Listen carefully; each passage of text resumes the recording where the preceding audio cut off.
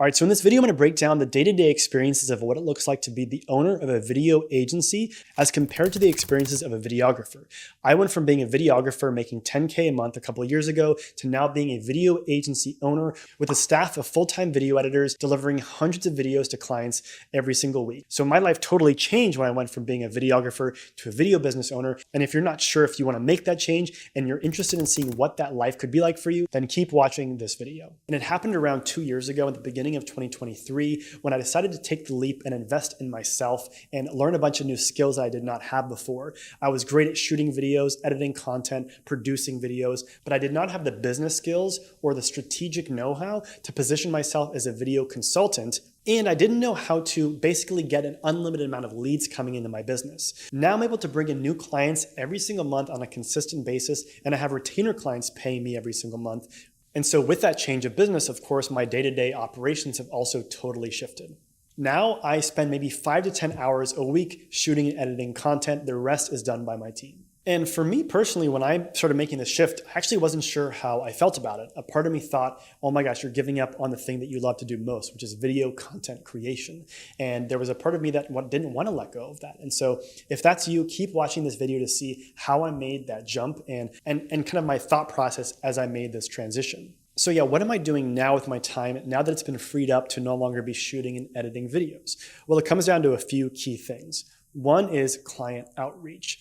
I'm constantly pushing to see if anyone in my network knows of somebody who needs video production, who needs my video agency work. By following up with all the warm leads that I currently have, that's the best way to grow your business. I've also been running paid ads and hopping on sales calls from those ads. So again, most of my time is being spent now in client acquisition, is in preparing briefs for these clients, in creative pitches for them, to show them how I can help them with their business.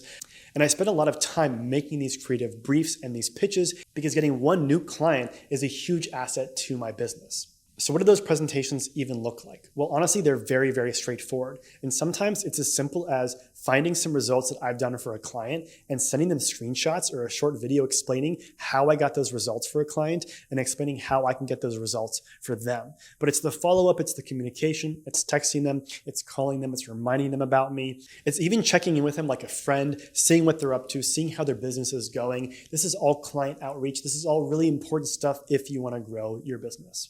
And as the face of the business, it is my job to be doing all this outreach while my team is working on the fulfillment side. Now, another big aspect of my job is once I land those deals, it's building out the infrastructure to deliver to those clients. It's coming up with the creative ideas to then implement for those clients. And that part is so much fun. I've always loved the element of that, of a client signs on and you're like, okay, this is so exciting. Now let's start. Now let's get down to the nitty gritty. Let's write the script. Let's come up with an action plan. Let's come up with a timeline. How are we going to help you achieve your goals? Who's going to be on the team? Yada, yada. So again, after I come up with that initial strategy and that plan and decide who's going to be on the team and I assign that team members, it's out of my hands. My team takes it over, and then I just check in with revisions and notes and kind of do check-ins and status updates. The other big chunk of my time is spent in client management.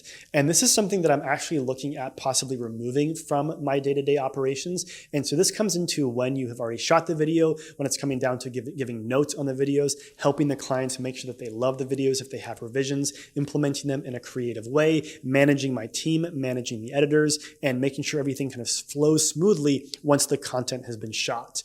This takes up a decent amount of time on my end. It's basically being a post-production supervisor and a client success manager. And I also do love this aspect of the job because I get to work closely with my clients and my team, and I'm basically managing everyone's expectations, making sure everything is flowing smoothly, and just being a general good communicator between the two parties of my team and the business. Now, if you're thinking to yourself, this sounds like the worst job ever, honestly, I was there. I felt kind of similarly a couple of years ago when I was just shooting and editing. I was like, but all I want to do is shoot and edit more. That was my gut feeling that I had at the time. But really, the more I did it, the more I found out how much I actually love doing it.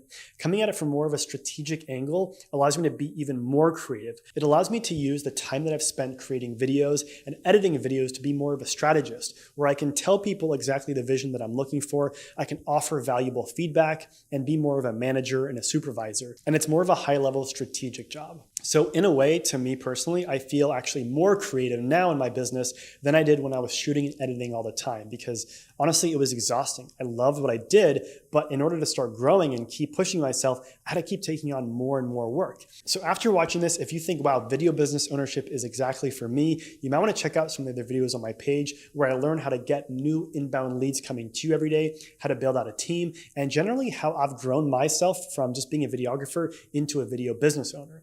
If you didn't like what I just said and you still think that sounds miserable, you should definitely check out a couple of websites that I'd highly recommend. One is Staff Me Up. It's a great way for local businesses to contract you as a videographer, and it's a site that I've used to hire dozens of videographers over the last year across the country. Another great page is Freelance Film Connection. If you're based in Southern California, I believe this Facebook page is only for San Diego and Los Angeles, but there should be other Facebook pages like this in your area in which people are posting looking for freelance videographers. If you like this video and you want to see more and you want to help out my channel, please subscribe, like the video, and comment below if you have any specific questions that you want me to make videos about.